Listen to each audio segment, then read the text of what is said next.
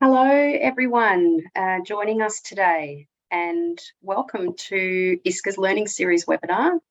For those who don't know me, my name is Sam Barker, and I'm the Director of the Institute for Safety, Compensation and Recovery Research, or ISCRR for short.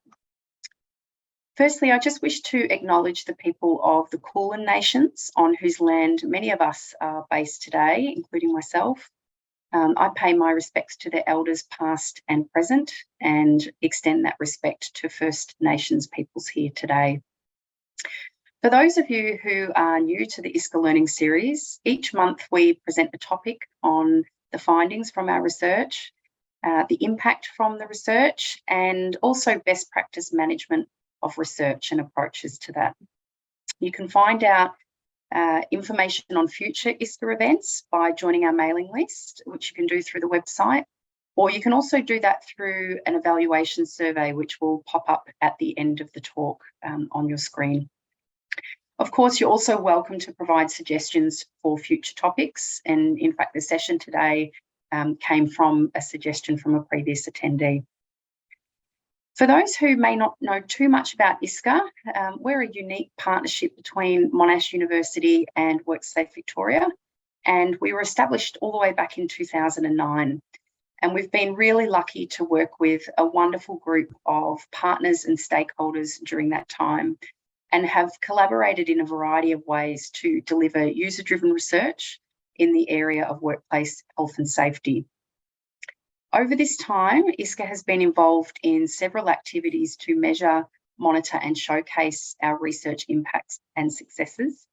And in 2018, WorkSafe and ISCRRR identified a need for a more systematic approach to measure and evaluate the impact of our research.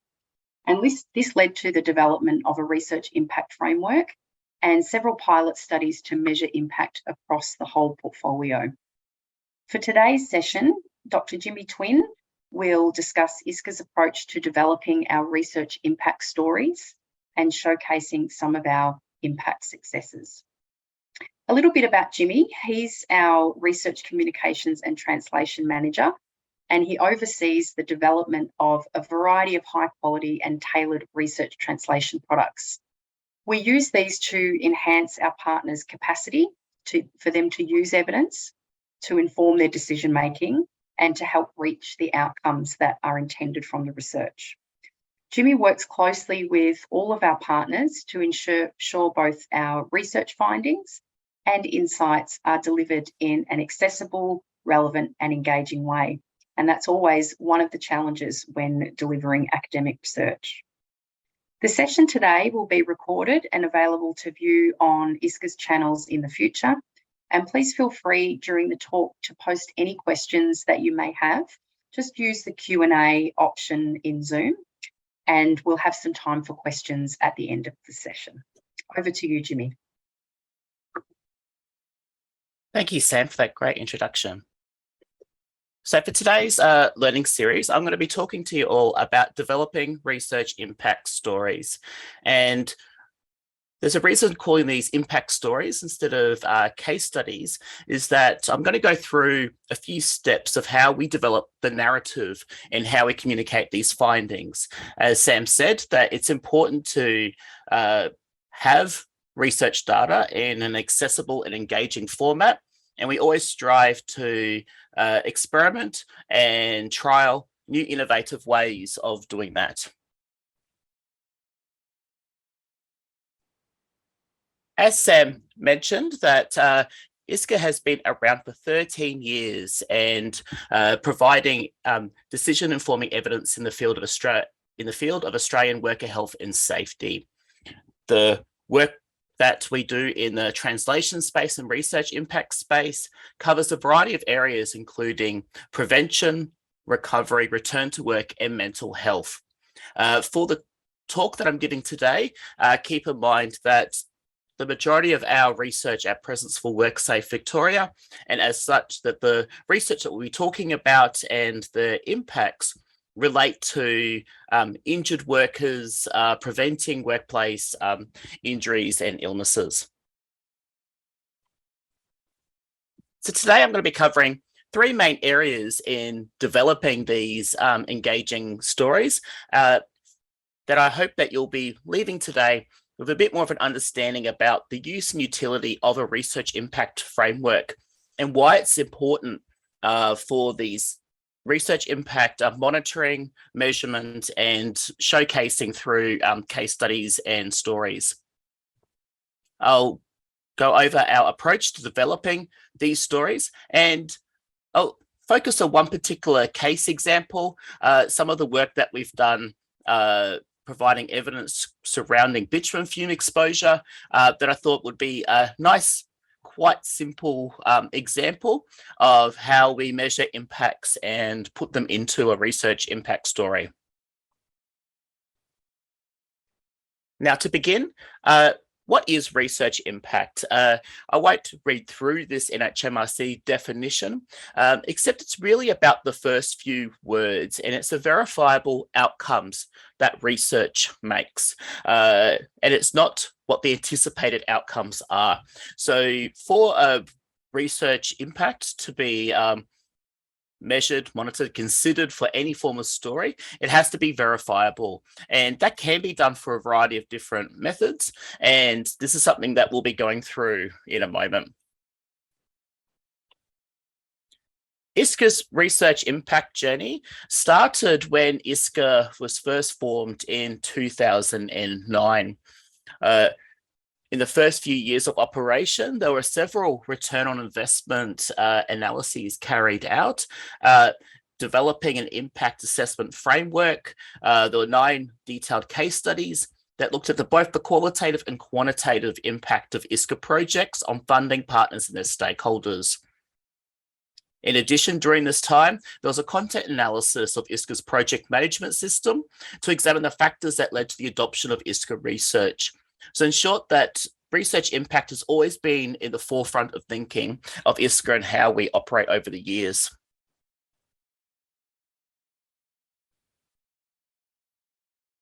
In 2016 to 17, a collaborative ROI and impact assessment was conducted involving ISCRR, Monash University, and the Health Outcomes International Group.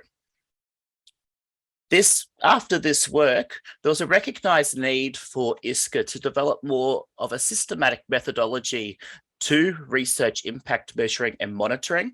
And thus, over the next 2 years, there was a lot of discussion with WorkSafe in terms of how we develop this model. Are there existing models that we're able to utilise for our work? And how do we set up an implementation guide to how we implement this framework? The impact framework, which I'll be showing shortly, was based on that of the Institute of Work and Health's model in Canada. In short, there are numerous different models, and ISCRR at the moment is assessing that whether the model that we're choosing is the most appropriate and where we can best adapt our framework to meet our client needs and what the research impact goals are that we're measuring and monitoring. After we developed a research impact framework, we carried out a series of pilots. So one was carried out by ISCRR, and then there was a second pilot carried out through an external provider for WorkSafe. Through this, we're able to take the learnings from this process and refine the methodology, in particular, seeing the need that the research impact work needs to be proactive, it needs to be forward-thinking. Retrospective analyses have multiple barriers when you're working with government stakeholders. Simply put, that there's a lot of key champions may no longer be in the business. They may get promoted or move to a different area. And also that the longer you wait to gather the measures, you're not thinking about how they can be measured and monitored in the first place. And this is leading us to today and today's discussion. that we're at a stage now that we're developing a series of research impact case studies. So research impact stories to showcase some of these key successes that we have identified over ISCRR's history. And I'll focus today on one, bitumen fumes, but there will be a slide later that I'll be showing some of our upcoming and case studies under development.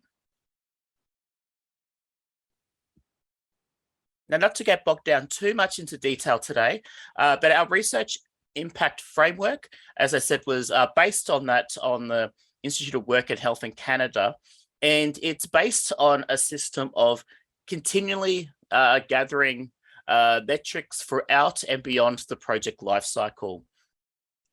For each of our research projects, ISCRR endeavours to be part of the project development and design, and being that voice in the room that provides expert guidance and advice in terms of what the opportunities are for research, and also ensuring that we remain unbiased, and we also remain as an independent research source.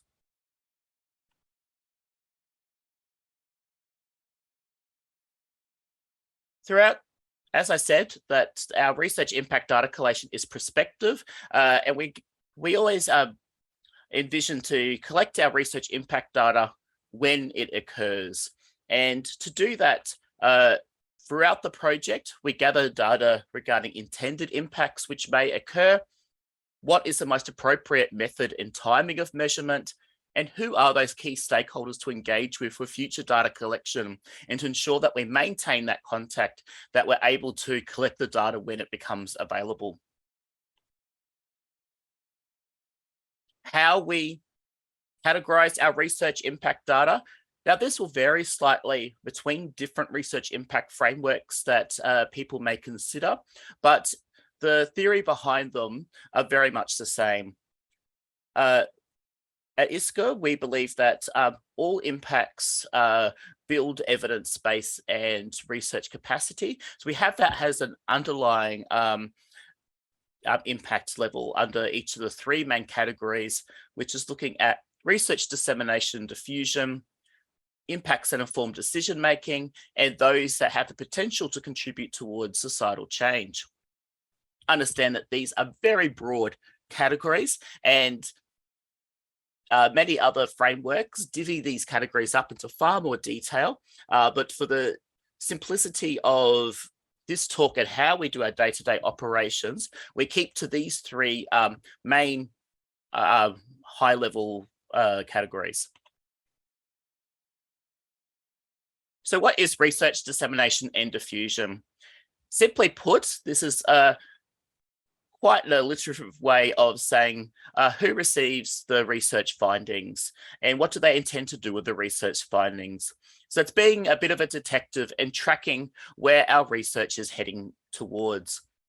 In a translational research space, this means that we're looking at who are the key players within the business at WorkSafe, for instance, who are the key stakeholders outside of WorkSafe, and making sure that if there is a working group set up, if there is a key meeting, if there is a key document that's going to a minister to change policy, that we're aware of these and we know what that intention is to do with the research findings. And also to learn what else is happening in the space. ISCRR's research, like all research, does not occur in a vacuum, and there are other competing interests. There's also other supporting research, and we're just one part of the bigger picture. Most of the impacts that we monitor fall under the second category of informing decision making, and that makes sense because we're dealing with a regulator for workplace health and safety and an insurer. So looking at research that influences policy, what influences practice, and this could be practice in work sites, it could be practice within our client organizations. It could be looking at decision making through processes. One of ISCRR's strengths is in our evaluation space, and much of our evaluations are looking at process evaluations and how we can guide implementation in real time to maximize the value of that initiative. It could also be informing decision-making with regards to new avenues where the research may lead to. A research project may be filling a much-needed knowledge gap, and that may lead to new research or the development or trial of new initiatives. And finally, the blue skies level of research impact is the potential contribution towards societal change. And we're very careful to say potential contribution. One single research project rarely leads to, in its sole self, to a reduction in injury or illness. But where possible, we try to find where that research knowledge and data has paved its way towards that outcome. And what is its relative contribution? It might be a very small contribution, but to make that link is incredibly important to showcase the value of our research investment to our partners. So onto today's topic, what does a good research impact case study look like? You'll see that the formatting of different case studies by different organizations may vary, but typically they address the research problem or challenge at hand. They talk about the research that was carried out in terms of addressing that research problem. They'll discuss the findings of what the research found, what the learnings were, what the insights were that could be carried across to these intended impacts. That where the intended impacts are identified, you'll know that there was then planning in terms of how they're going to be measured and who are the main key research end users to be engaging with. And of course, research impact is about the verifiable impact. So all case studies will be focusing on what those recorded impacts are. These can take a variety of forms. And I've put a few dot points here. They're not exhaustive by any means, but they could include in terms of research uptake, how the research was used, and any actions that has arisen from the research. And that data can be quantitative. They can be clear-cut measures to say that there was a 20% reduction in a certain disease. They could be qualitative to learn about the learnings and experience and how that research was going to be used. Perhaps the research increased health literacy, and this was something that was quite difficult to ascertain at a quantitative measure, but then finding out the reasons why and what impact they had on individuals is incredibly valuable in terms of our work for WorkSafe and other clients. Could also be what other further works or impacts have arisen. And ultimately, that I'd arguably say that a good research impact case study would include some form of financial return if possible. That is incredibly resource intensive and not always possible, but it's a clear quantitative value that shows the value of the research that comes back.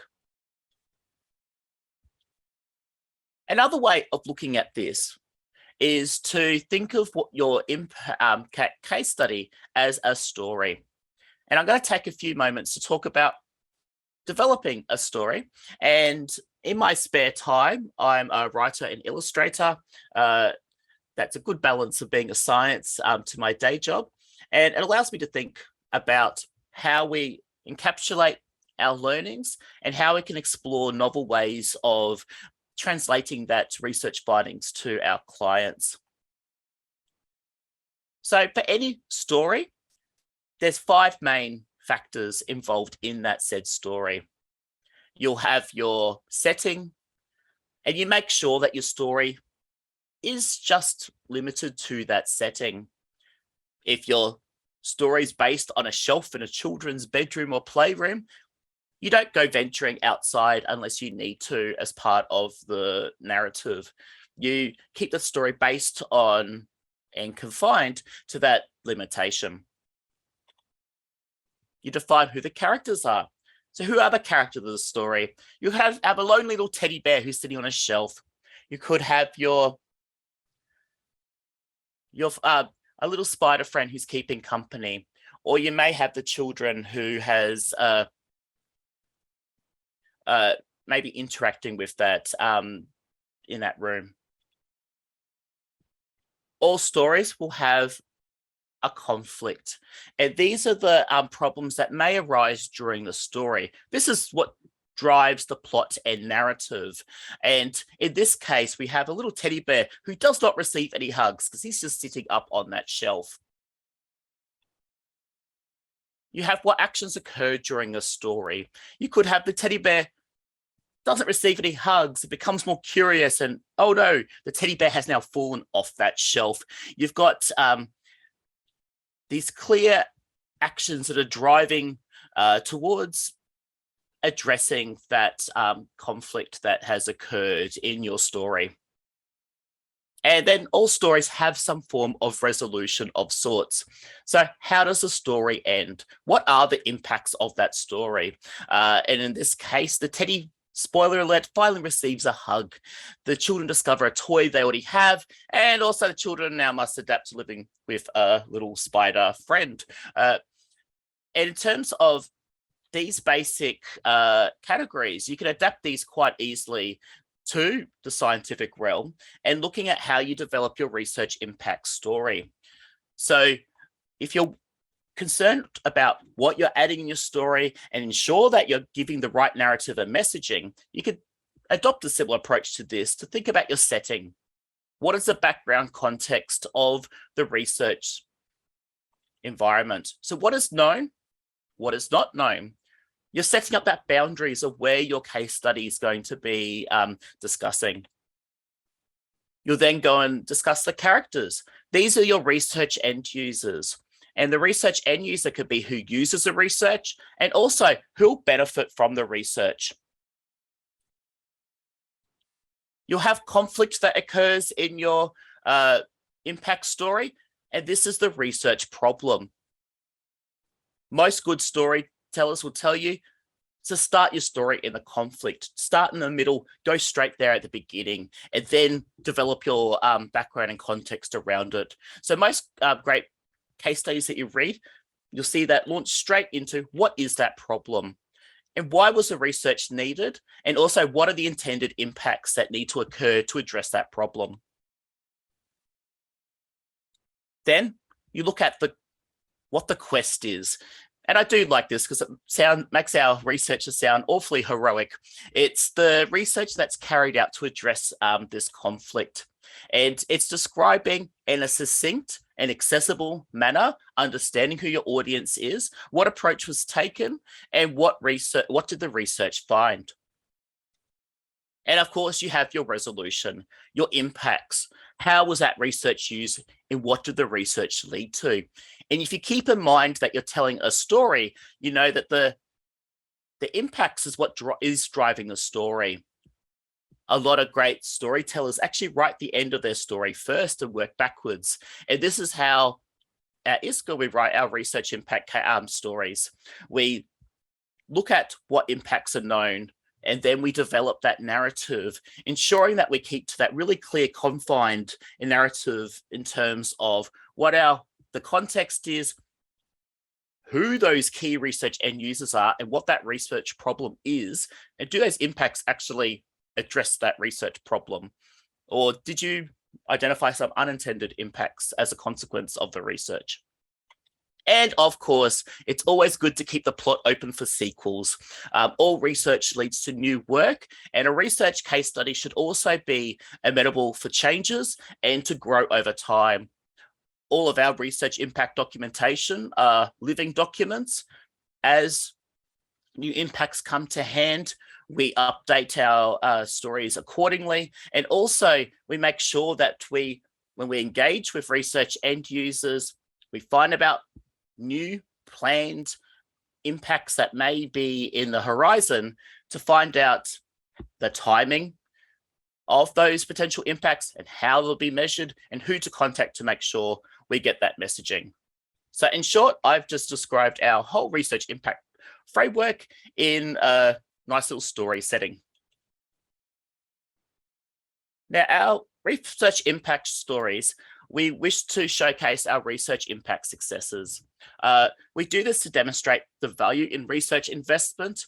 We are a research institute, and research institutes do need funding to keep going. But also we want to be able to, as I said, to build on these over time when new impact data becomes available. Important aspects to note, ISCRR is a translational research institute. And at the moment, we don't have a heavy focus on a lot of typical academic metrics. And this is something that we're certainly engaging with other expert groups to learn how we can maximize the value for the researchers as well. Our focus is very client-driven in terms of demonstrating the impacts that's occurred to the people who commission our research and who will benefit from the research. But equally, we need to be looking at the academics, the researchers who's carrying out the research, and how can that help in terms of future research prospects. Also to note that a lot of our overviews of research impact might be quite high level, and that's based on specific stakeholder needs. There may be confidentiality regarding certain projects, particularly if it's a new program that's currently being implemented and not ready for those findings to be released. And also there may be other future comms planning in progress. So in short, we have to make sure that we keep that open and transparent conversation with our stakeholders to ensure that the impacts that we're reporting is most beneficial to everyone involved. Now, I spent the last few minutes of my talk talking about bitumen fume exposure.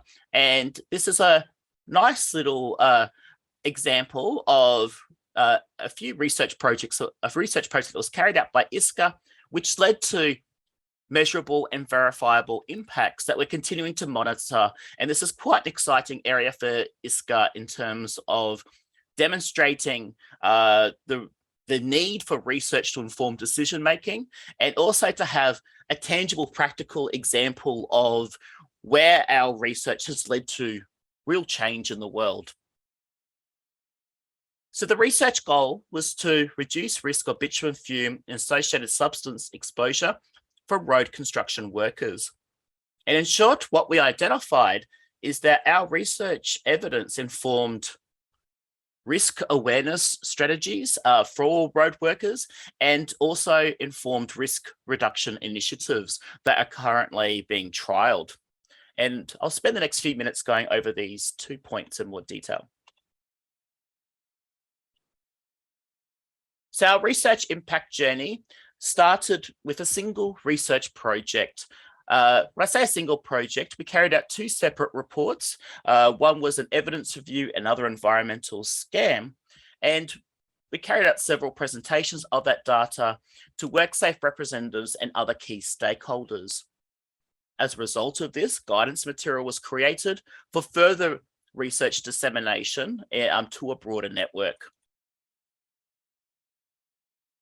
As a consequence of the research findings, this then helped WorkSafe in their decision-making to fund a dedicated role to then help further this journey of work, and to have someone dedicated in their role to help address some of the gaps that was identified through our research and identify strategies to help create change in this industry.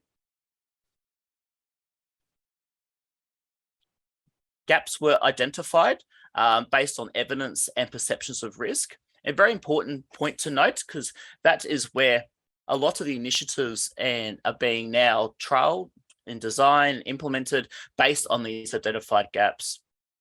And also we identified opportunities. So new considerations, including the use of asphalt bitumen and improved fume monitoring and consultation. Now that was quite a simple overview. So let's put it back to our storytelling 101 example to show how this story is being developed. So the setting, where is the story set? We're looking at the Australian roadworks industry, and particularly those who work with bitumen fumes and potential exposure to them. The characters, there's a long list of characters in the story. These are just some of the key stakeholders that we identified, and in terms of who commissioned the research, that's WorkSafe Victoria, and any industry that's involved with roadworks in Australia has been connected at some level to this work. And I've just highlighted in different colour who the research end users who are potential benefit from the work. Ultimately, it's the workers who work with bitumen. In short, we want to reduce the risk of any illness or disease that may occur based on exposure to bitumen fumes. So what's the conflict, the research problem? There have been reports of workers experiencing quite acute health effects such as dizziness, nausea, and difficulty breathing after exposure to bitumen fumes. I think anyone who's walked past a roadwork site knows that some of those fumes can be quite difficult to breathe around just walking past, let alone working around them for hours at a time. There's also concern about potential long-term effects of bitumen fume exposure, particularly because occupational exposure to bitumen and emissions could possibly be carcinogenic. So it's not just the short-term effects, but there could potentially be long-term effects if the right controls are not in place, and if the right PPE isn't employed, if the right monitoring isn't in place either. This is not to say that this is not happening at the moment, that there was just gaps, that there was concerns that it's not happening consistently across the industry. So what the research ISCRR carried out was quite simple in its nature. We carried out an evidence review, looking at the valuable evidence regarding the risk factors associated with bitumen fume exposure and the potential strategy to minimize health risks, as well as an environmental scan, which is looking at what the current state of affairs is across Australia regarding bitumen fume exposure. So what are the current risk minimizing strategies? And most importantly, what are the experiences and opinions of those in the asphalt companies and union representatives? So you're finding out where the potential gaps are and where there might be barriers that some of these mitigation strategies may not be employed to their fullest effect, or where there is that possibility to just improve things to increase the safety of these workers who are working with bitumen fumes. So the impacts, and I've listed these ones in 4 broad categories, but the main driving impact from our work was WorkSafe being a champion in this space to lead and guide risk awareness and risk reduction strategies through funding a dedicated role through the Australian Workers Union to then continue this work. A key stakeholders forum was set up to guide road making practice changes, and this AWU safety officer is involved in this stakeholder group as well to help guide the conversations and using the research that at hand to then make sure that decisions made are evidence-based and evidence-informed. Our research, we have found, encouraged further research concerning the impacts of using recycled content, something that wasn't in our original research brief, and showed that where this research impact journey is just continuing further and further. And we were one of the catalysts involved in terms of identifying findings, identifying insights to then guide that conversation moving forward. One of our main foci from our research was a suggestion that reducing bitumen fume temperatures will reduce bitumen fuming loads and therefore reduce the risk.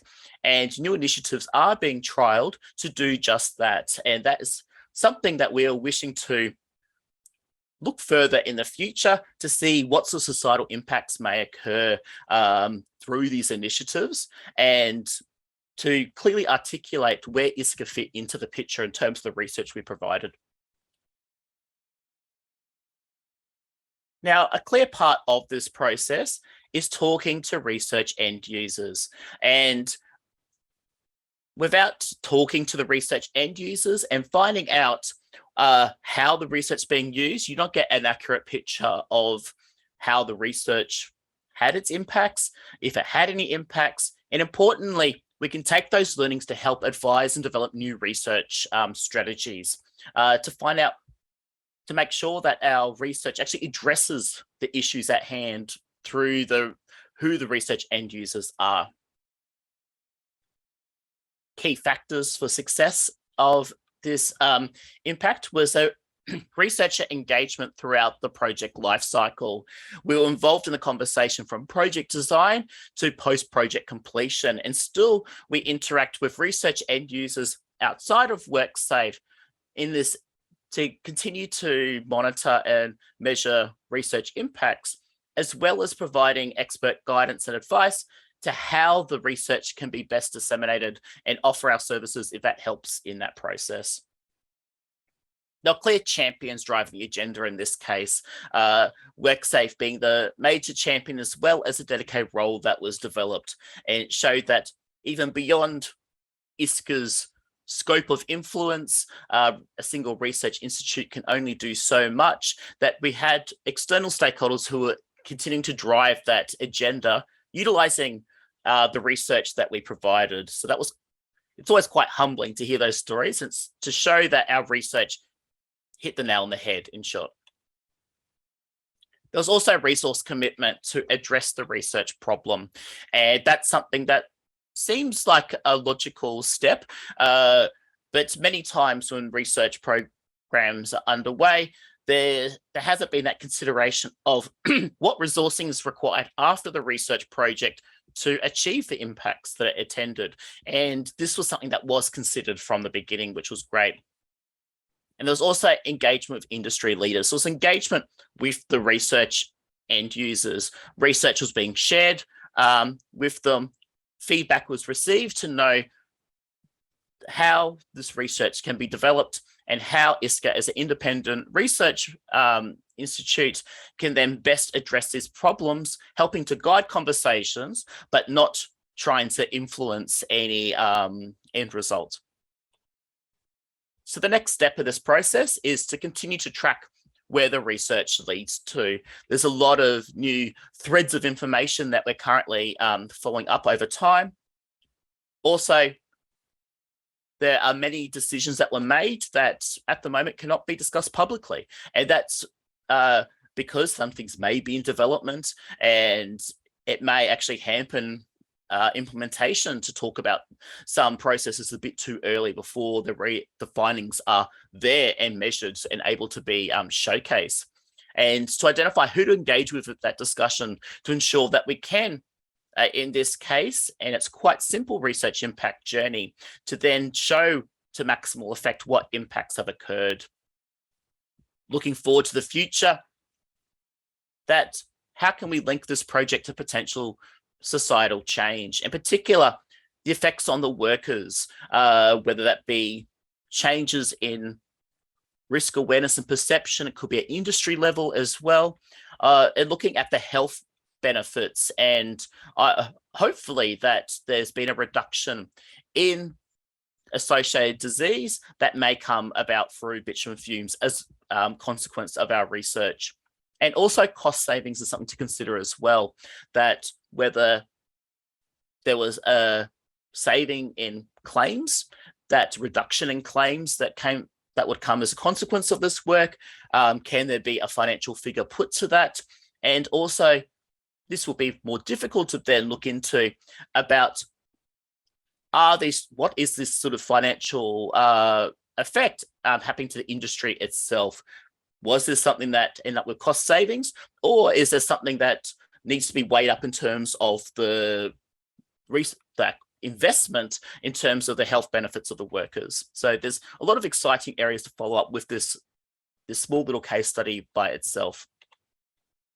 In terms of our future research impact stories, so We've developed two thus far, termed as bitumen fumes, and one that's a more retrospective analysis of ISCRR's contribution to the Workspace Workwell program. And we've got a whole plethora of other stories that are either in development or potentially being planned in the future.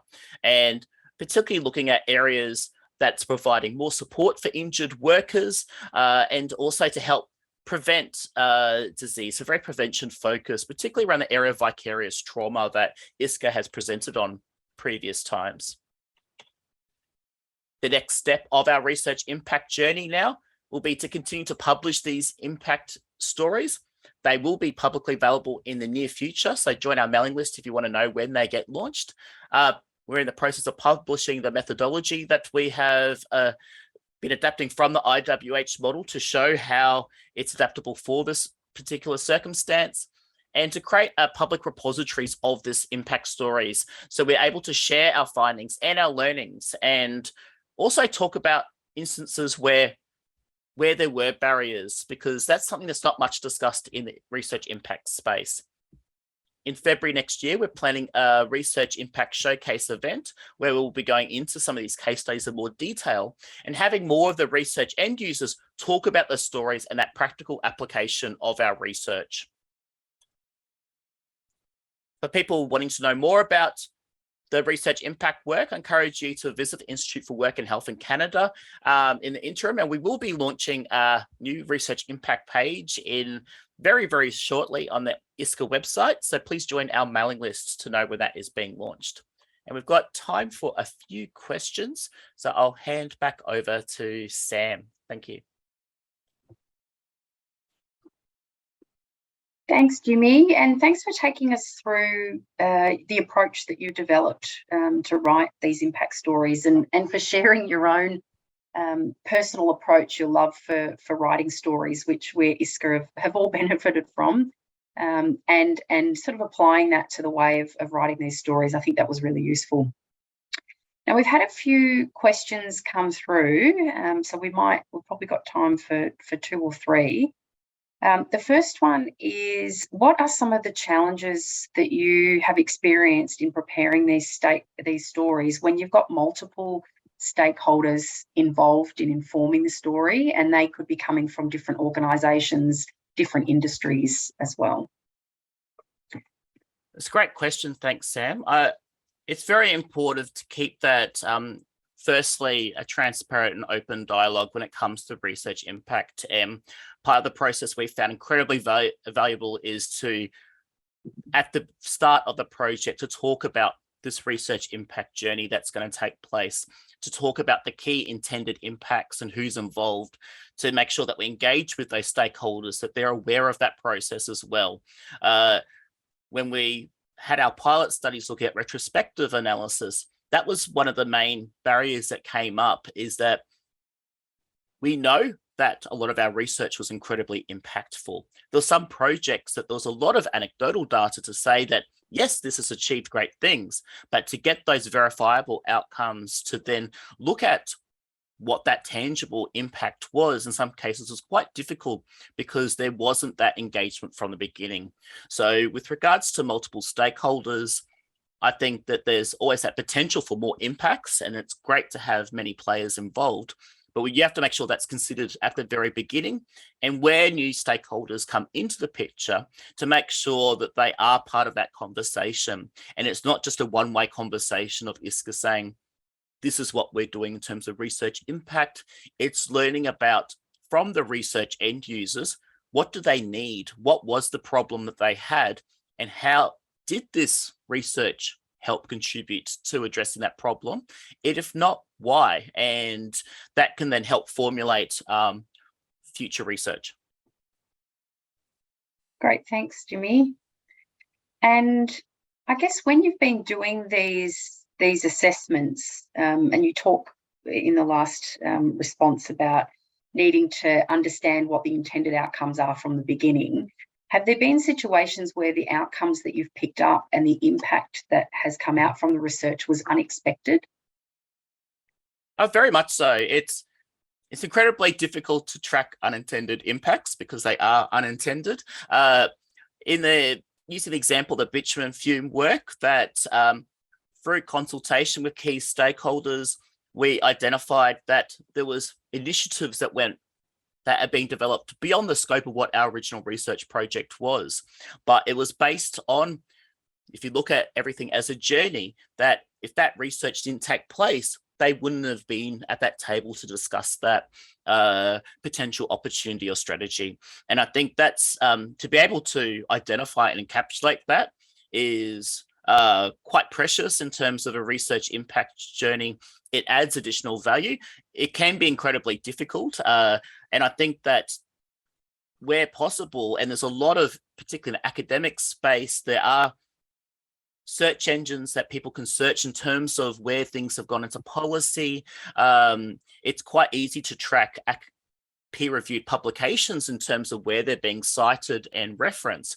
But where you have this conversation leading to other conversations which lead to action, that can be incredibly difficult at times to track. And that's something that ISCRR continually we continually try to improve our process to ensure that we're trying to capture as much of that data as possible. Great, thank you. And I'm just picking up another one here. With regards to the actual stories, what do they look like? What does the final version look like? Or do you have multiple different lengths depending on the audience? So do you have, a longer one, then a sort of more journalistic style with quotes? What does the finished product look like? Yeah, well, the finished product can vary quite a lot, and it really depends on what the rationale is for why people are doing the impact assessment in the first place.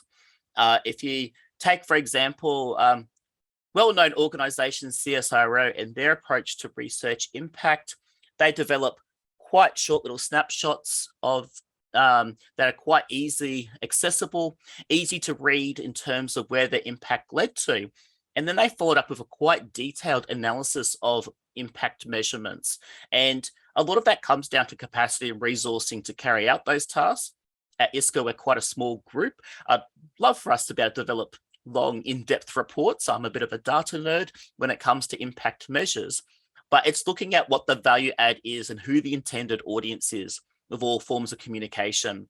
And for us, our intended audience are the injured workers, are the workers that we wish them to be healthier, happier, return to work sooner after an injury or illness. And for us to be able to influence them, we have to ensure that what we're developing hits the right research end users along that journey. So we'll continue to revise and adapt, if needed, our storytelling approach to ensure that we're achieving that impact for ourselves. Okay, now we've got time for one more question. Two other questions have come through that we will respond to offline because we're not going to have enough time to get through all of them. So how do you physically tell the story? So do you do talks like this, infographics, slides? Do you have consumers telling their story? Sort of what has been the most effective way of communicating the stories? I found the most effective way in the 5 years I've been with ISCRR in terms of how we as a collective communicate our research finding and help to guide the impact journey where possible is talking with the research end users. So if our research is going to be influencing doctors, to be able to talk to doctors about how that research is going to influence them. How do they wish to receive that data so it will have that maximal impact? What can we do as a research institute to help that journey, to make sure that we're on the table if possible, or have an independent research voice at a table to help guide that conversation? The other case study work well that I didn't talk about today, that was a major factor of research impact success, is that since ISCRR was formed, we had expert independent research voice engaging with the research end users and helping to then guide that process over the years. And in the case that if we use doctors for an example, that we're trying to reach, let's say, all of the GPs across Australia, which is obviously difficult to do in person.